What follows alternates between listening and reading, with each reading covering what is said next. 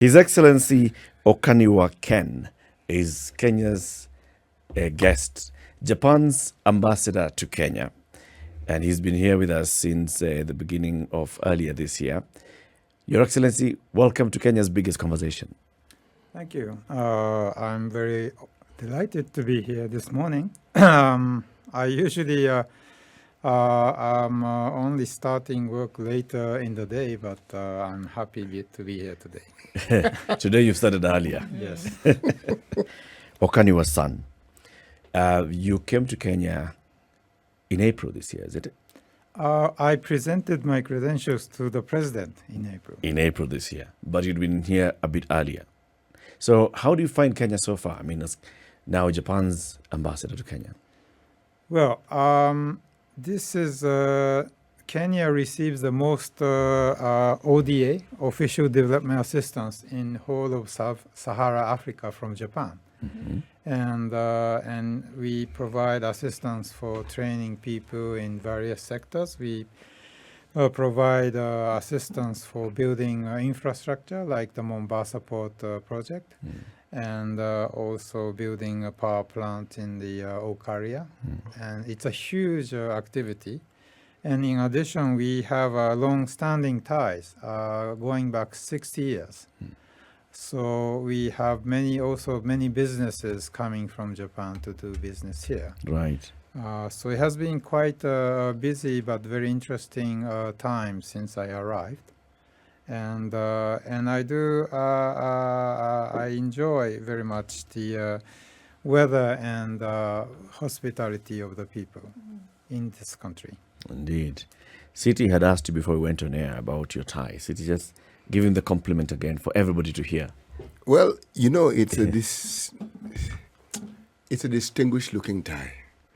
I mean, there's something. What caught my eye was that I've never seen a tie like this. And so I asked, Your Excellency, this is a very delightful looking tie. I did not expect a question on my tie today, so I'm not prepared, but I will try to answer.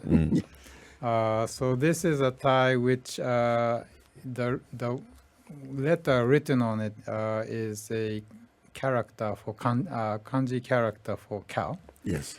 And I bought this because I'm born in the year of the cow.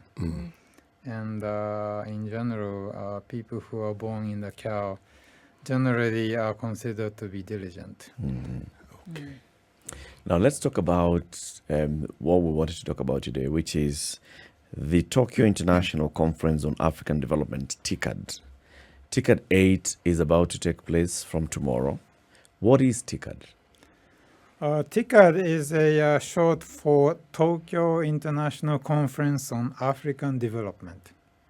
And it's a long word, so we abbreviated TICAD.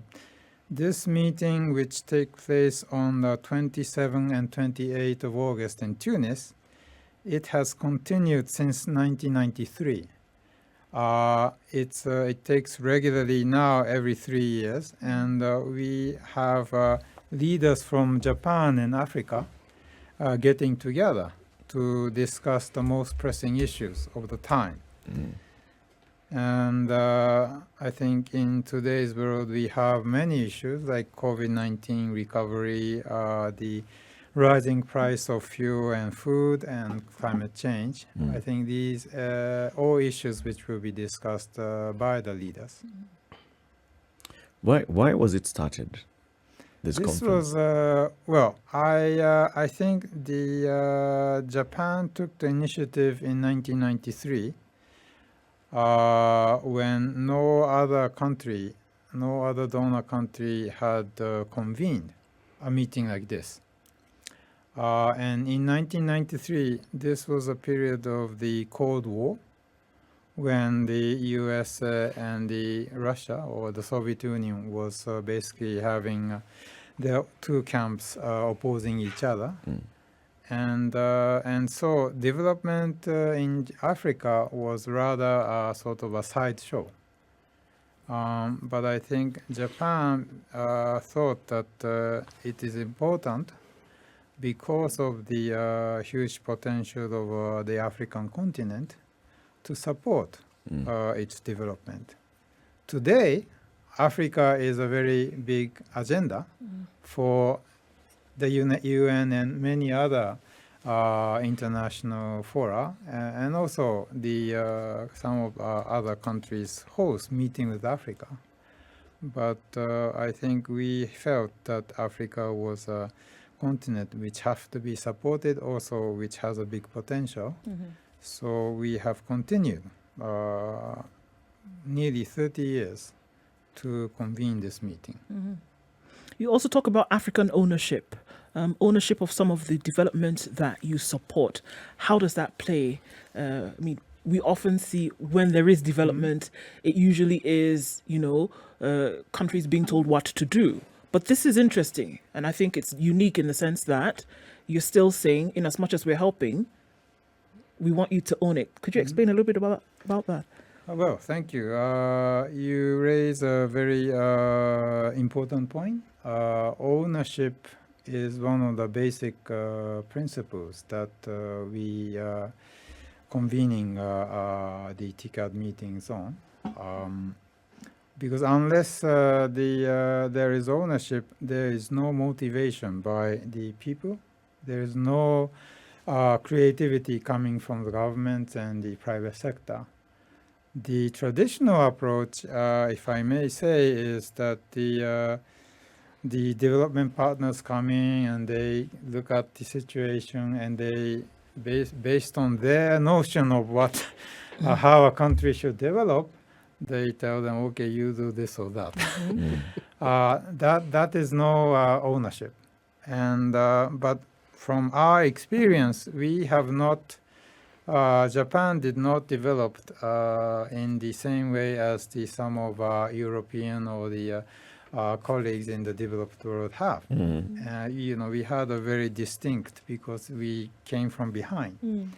But so we are keenly aware that each country has its own strength and perhaps also weaknesses. But it is the people and the government, it's themselves who have to think about what could be the possibility. We think this is a very important approach. Now it's embraced by the international community. One of the things that I'm referring to an op-ed that you wrote in the media, and you highlighted some, let me consider it, very enlightening views on certain issues. One of them was something that is referred to, well, I'm just going to read it in Kiswahili, FOIP, FOIP, okay?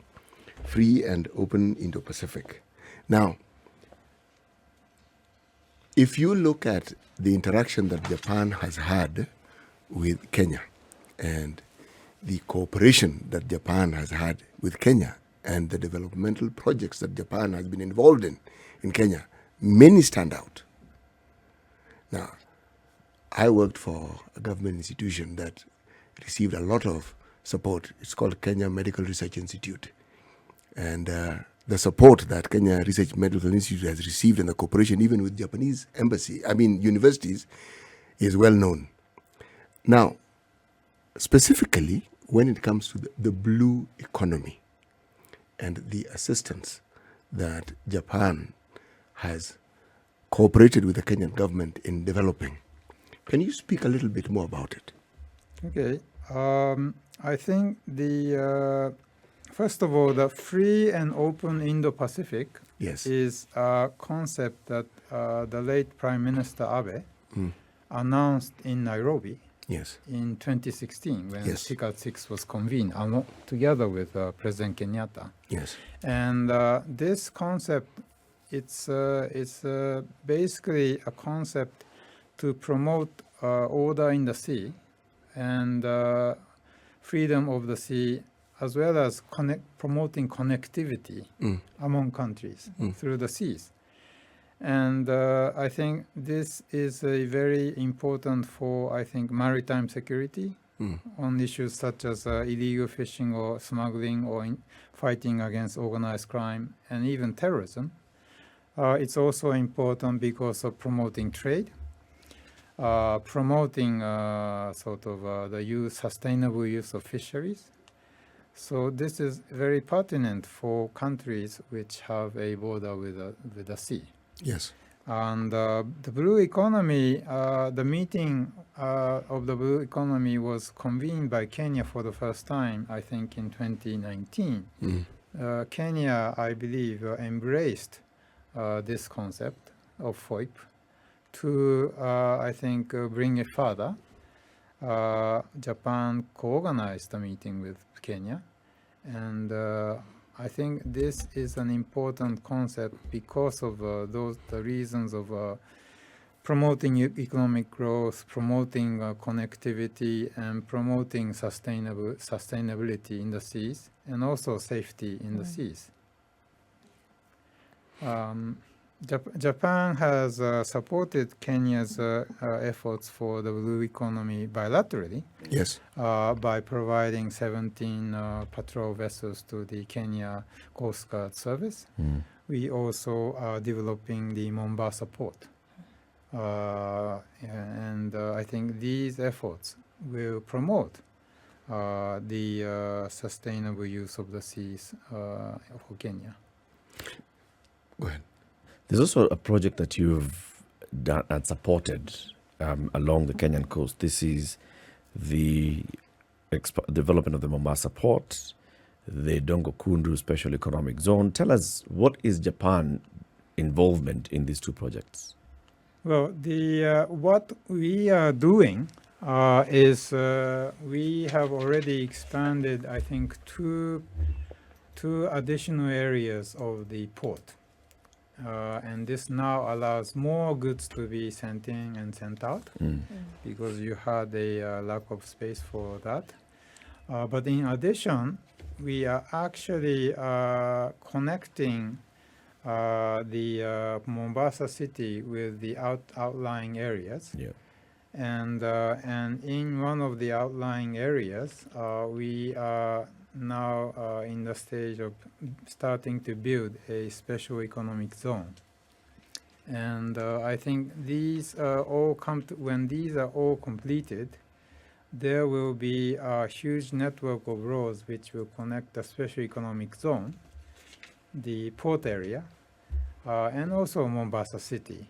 So people will be able to move around, and I think the residents who are living in that whole area, there will be generation of employment and achieve economic growth. So what exactly is it that you're doing? Are you putting in money for the projects, or are you bringing Japanese companies with the expertise to work on these projects and Japanese staff to work in this project? What is the amount of involvement that you have in those projects? I think the involvement is basically we provide yen loan to the government of Kenya. Using that yen loan, I think Japanese construction company is building these basic facilities on infrastructure. And in the special economic zone, once the zone is established, developed with all the infrastructure, we are also we are talking to Japanese companies and also the Kenyan government to see what sort of incentives and support that the government can provide so that they will come in and they will do various activities. You know, there is evidence that by the year 2021, more than 100 Japanese companies had actually come into Kenya by virtue of the connectivity that was brought about by what we are calling Canvest and the Japanese desk there. But talking about development of the Dongo Kundu area, I would venture to say that if I were to look at the Japanese involvement and cooperation with the Kenyan government when it comes to developmental projects, I would go into history and look at the bridges that Japan has been involved in building in the coastal region. I'll begin with the Sabaki. Then I would come to Kilifi. Then I'd come to Mtwapa. Then I'd come to the Nyali Bridge. So this connectivity is actually unparalleled. It's not something that has been seen. And what it has done, just for instance, in terms of promoting tourism and in terms of making it possible for the very thing that you're saying to be possible, because people from all over that region were now able to move with zero hindrance from one place to the other. I would argue that the Nogokundu area now seems like a culmination of this process and this progress that has been going on for quite some time. Now, I have to ask this. There's always the aspect of the developing of human resource. Now, when I look at the partnerships that exist, for instance, in the research world, I see it. Now, when it comes to developing further in terms of economics, in terms of other spheres, there's something that is referred to as STEM. Okay? Talk us through the details of how it is the country of Japan has been involved and how it plans to further be involved in such processes in their partnership with Kenya. Well, that's a very big question. Yes, it is. I think, well, let me first say that the government, the Japan's own experience Yes. of development is that Japan has very few natural resources, no energy resources, and we have people.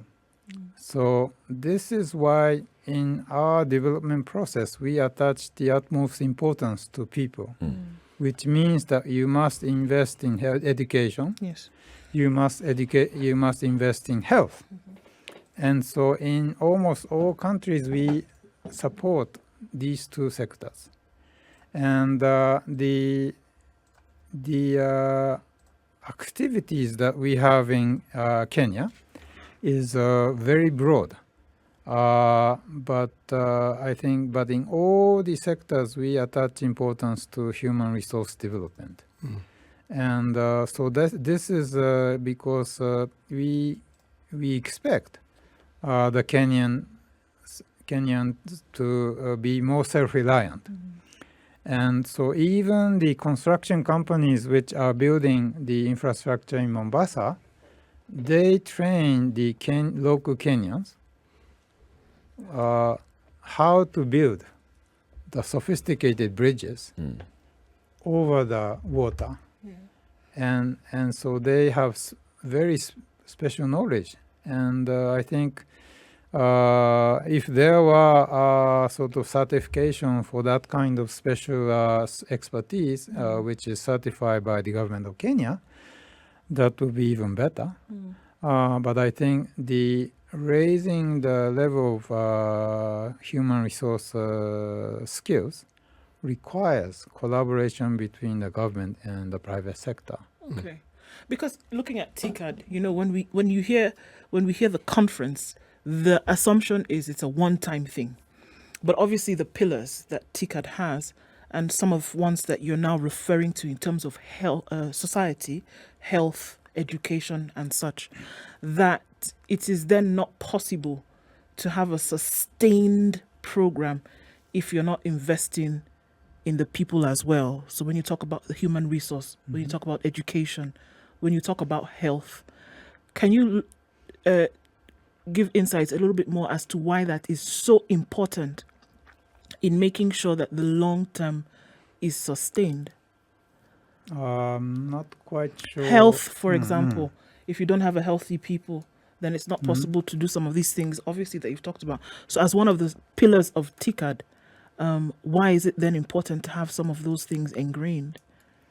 Well, I think, no, as I said, the human resource is the basis of any country's development. And also human security, human-centered development. This is a concept, human security is a concept that Japan first, I think, basically promoted in the United Nations and other fora in the 90s. Now it has been accepted in the UN. But this is basically looking at each individual human beings. Now, if there is a threat to a human being, whether this is pandemic or whether this is a crime or whether this is war, we need to protect If there is, and then we also need to empower. They need to be equipped with the education. We need to give them knowledge about how to avoid floods and also how to deal with droughts.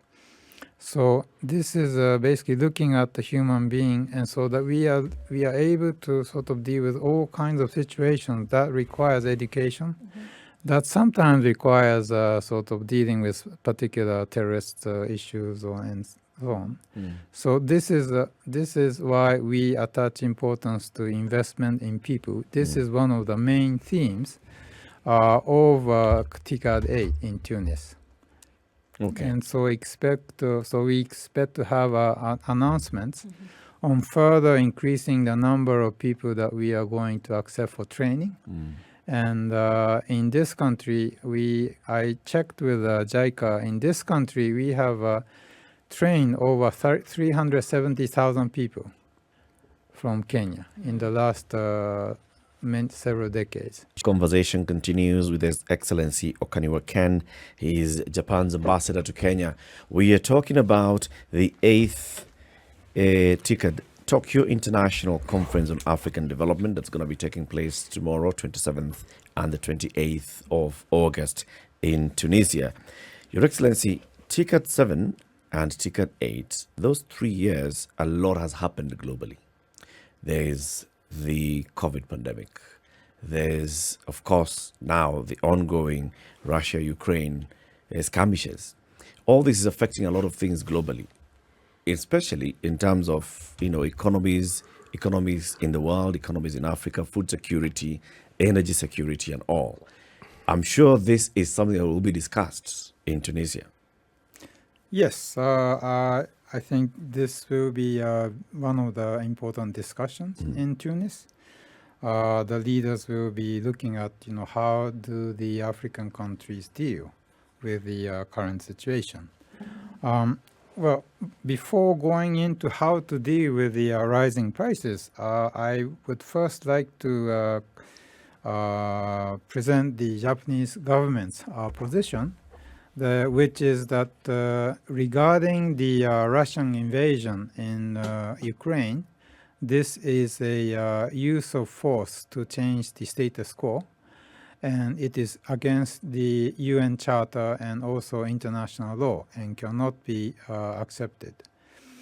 And having said that, with respect to the rising food and the fuel prices, there have been sanctions imposed on Russia by some of the Western countries, including Japan. But we are not imposing sanctions on the export of food.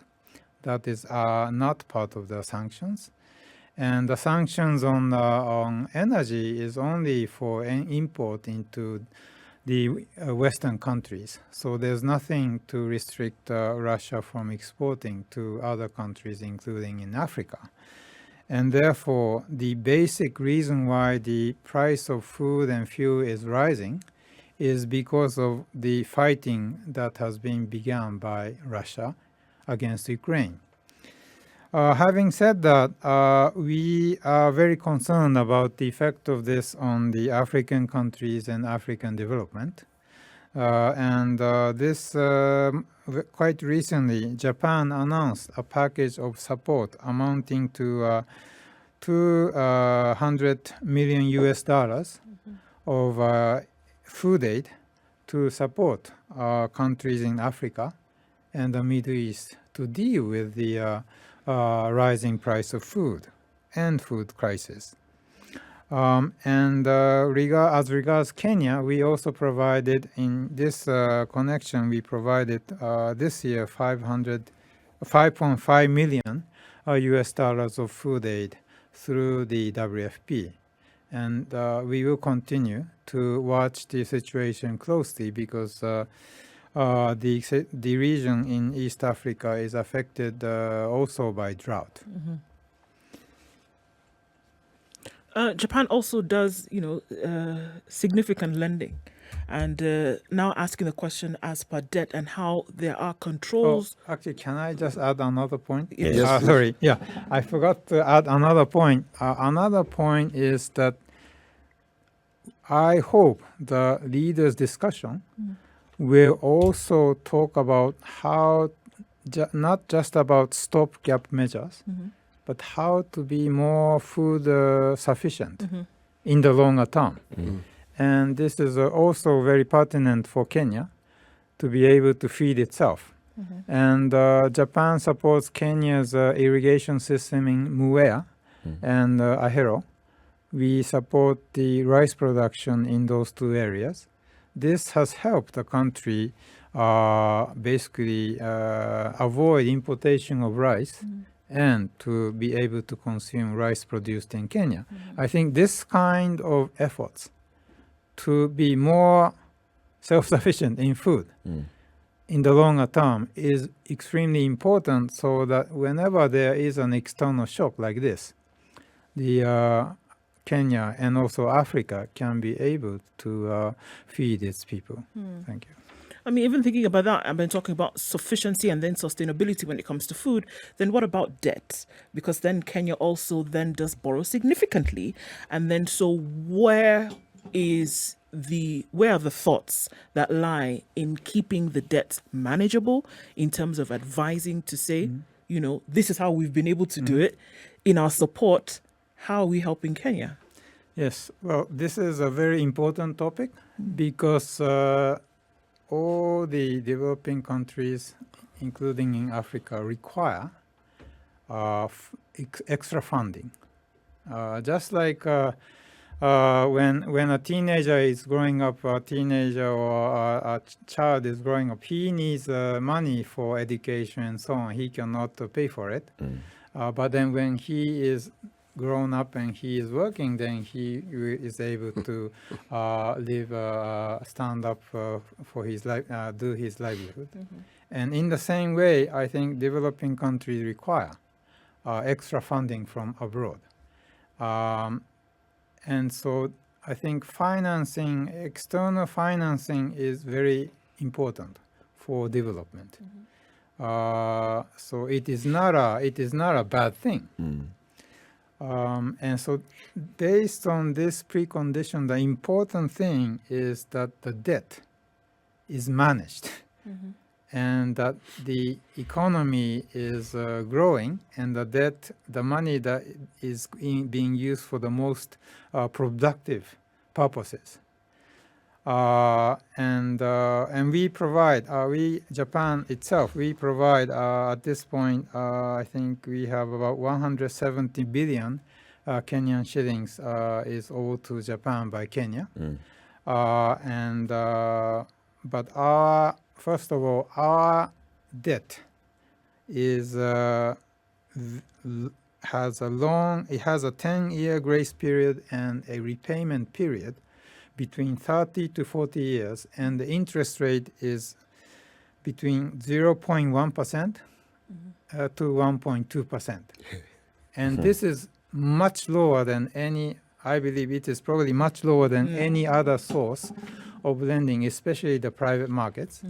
And so this is a very, I think, and it is being used for productive purposes, like our project in Mombasa, and even for the promotion of the universal health coverage, which is going to raise the productivity of the people by being healthy.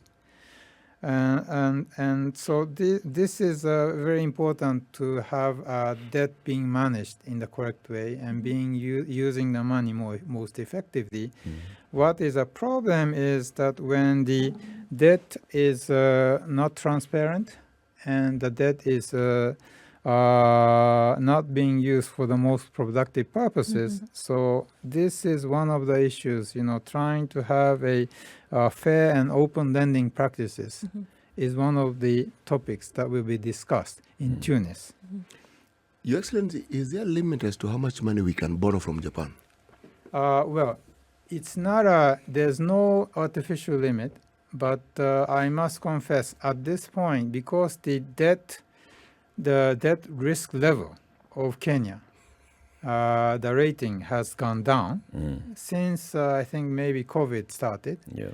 Due to the rising proportion of debt vis-a-vis the your economic growth and export, that we are not in a position to provide fresh loans at this point.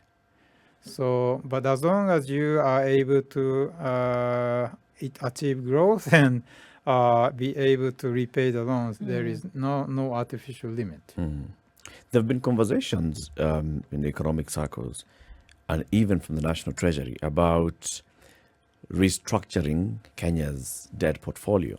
So getting out of the commercial loans and maybe converting those into more multilateral concessional loans.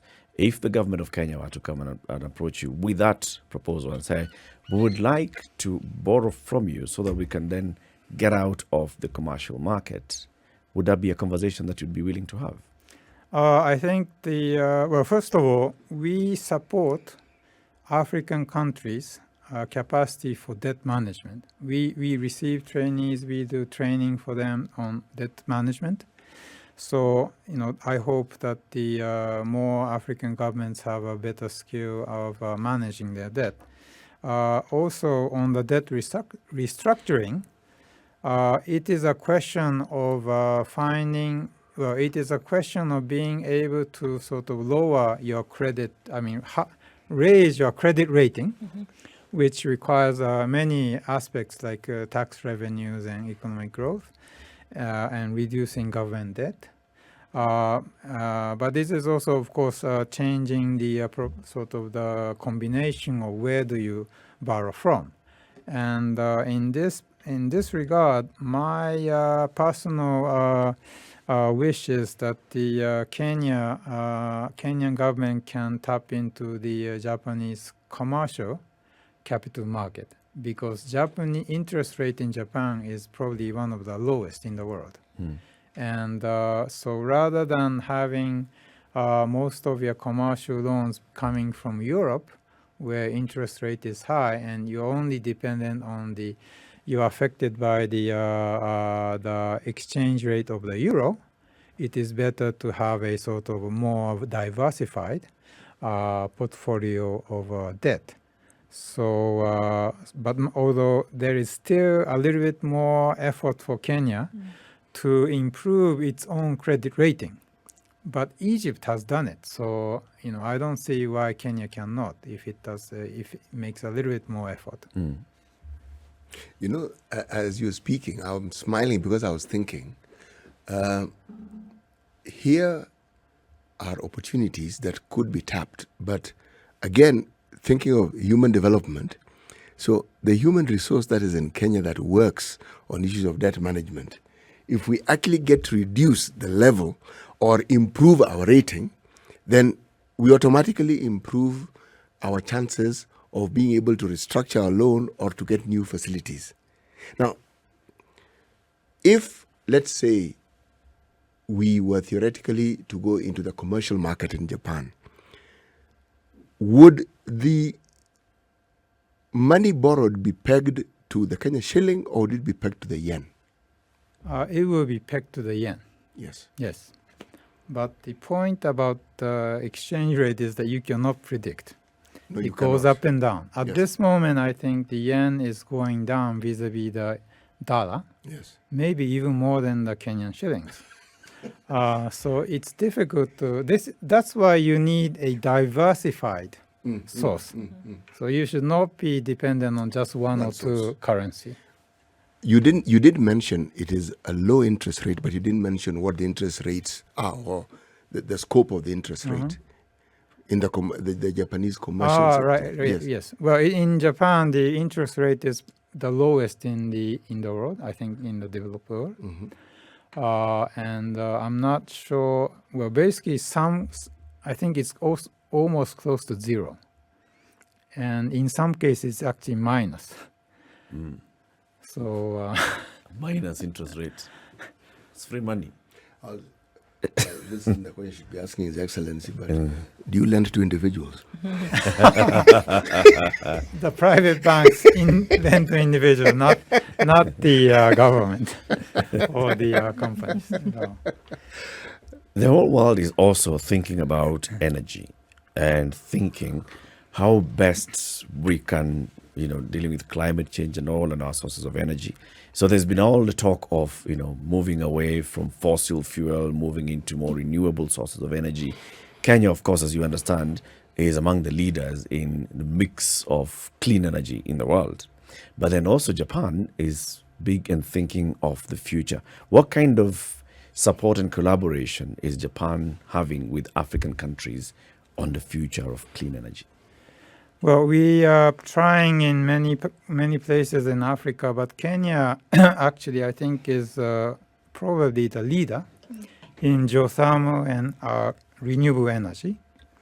Our support to Kenya on geothermal in Okaniwa has been basically enabled the country to have a base load electricity, which is stable 24 hours a day. Unlike solar or wind, because solar and wind is very variable. Yeah.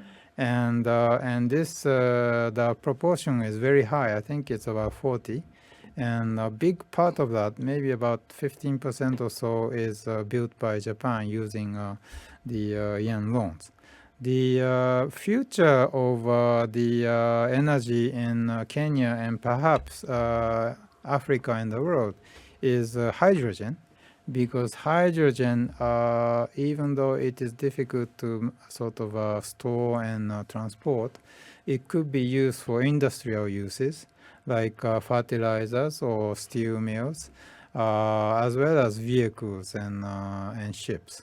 So if the geothermal or other renewable energy can be converted into hydrogen using electrolysis, the Kenyan economy will be very much look very different, and basically it will be a green economy as a whole, and this is not a dream, because Toyota Tsusho is currently undertaking a study on production of hydrogen for renewables, and also on its industrial use in Kenya. And this is funded by the government of Japan. Can you We will see explain the results in about 2 years. Explain a little bit for many people, including myself, who don't understand. So, how is hydrogen a source of energy? Hydrogen, basically, by combining it with oxygen, it creates heat and energy, and then emits water. So this is the sort of the chemistry side to it. But hydrogen is now known to be not only to be used in vehicles and other moving machines, but also it could be used to make ammonia, and this will be the ingredient to make fertilizer. So important for Kenya, and currently the price is going up, and you are importing most of it. It's also a way of using to have a steel mill produce steel products. So if you are able to use hydrogen instead of all the imported oil or maybe coal, the Kenya will be totally self-sufficient in energy. Peacekeeping operations are also something that TICAD has been directly involved in, in conjunction with the United Nations. What is then the mandate for peace on the continent when it comes to, sending out troops, when it comes to sending out messages to maintain the peace no matter the situation? Yes, no, I'm glad there is that point about peace and stability. I think the peace and stability is a precondition for development. And unfortunately, I think there continues to be countries which have an issue with conflicts and peace and stability. The Japan's approach is to attach importance to the ownership of the African countries. the efforts of mediation or sending PKO forces to various parts of the continent, we are supporting indirectly, either through funding or through PKO training. We work together very closely with the Kenyan Defense Force to train PKO personnel from other countries on using heavy machinery. And this is important because using heavy machinery in PKO situation is basically building roads so that troops can move around, or actually rehabilitating the local infrastructure so that people are able to have access to water and other resources. And another point is that the conflict being prolonged or conflict recur in Africa because, of course, there is a political reason to it, but it's also comes from poverty. And poverty makes people, I guess, be attracted to terrorist organizations and other military groups. So I think our assistance on development on the ground also helps. And if Kenya is a very important anchor of stability in East Africa. It contributes so much to the peace and stability in the region. We want to work together with Kenya to try to promote peace and stability in the whole region. And as Japan is expecting to be the member of the Security Council next year, I want to have even more collaboration between our two countries on this. In the op-ed entitled Forum to Further Promote Japanese Business and Investment in Kenya, there's a quotation that is attributed to you. Continuity is the mother of success. How would you connect this particular saying to the efforts that Japan is making to promote business and to promote development of human resource within the continent? Well, thank you very much. I think the continuity has allowed Japanese government to be more familiar with the situation on the continent. And it also allowed Japanese companies to be exposed to the continent. And so that's why we are getting even more Japanese companies interested to invest in the continent. There will be many who will attend a meeting in Tunis tomorrow and day after tomorrow. I think the continuity has allowed us to look at what is the progress that we have been making after the previous meeting, what is the new challenges that we need to address. And so we now have a very structured way of looking at what is going well and what is not going well, what can we do more. So I think this cycle has really improved the effectiveness of TICAD. Okay. And finally, how does TICAD determine where the meeting is hosted? This is, well, currently we are having a meeting in Tunis. The next meeting for sure is the turn of Japan in 3 years' time. After that, it comes back to Africa, and basically we are not telling African countries where it should be convened. We let African countries in the AU discuss among themselves to come up with a proposal, and then we also be consulted on that. Okay. So African countries determine where the African TICAD is going to be held? In 6 years' time. In 6 years' time. Okay. Okaniwa-san, thank you very much for joining us today. Thank you for coming to shed light on the TICAD conference and Kenya's cooperation with Japan, or the other way around, Japan's cooperation with Kenya. Well, thank you for having this opportunity, Asante-sana. Asante. His Excellency Okaniwa Ken is the Japan's ambassador to Kenya. He's been here with us in the studio talking about the TICAD conference, that's Tokyo International Conference on African Development. It's taking place tomorrow and Saturday. Tomorrow is Saturday and Sunday in Tunis, Tunisia. Then the next one would be in 3 years' time. That is going to be taking place in Japan and then back to Africa. Asante sana, Your Excellency. Have a lovely day and continue enjoying Kenya.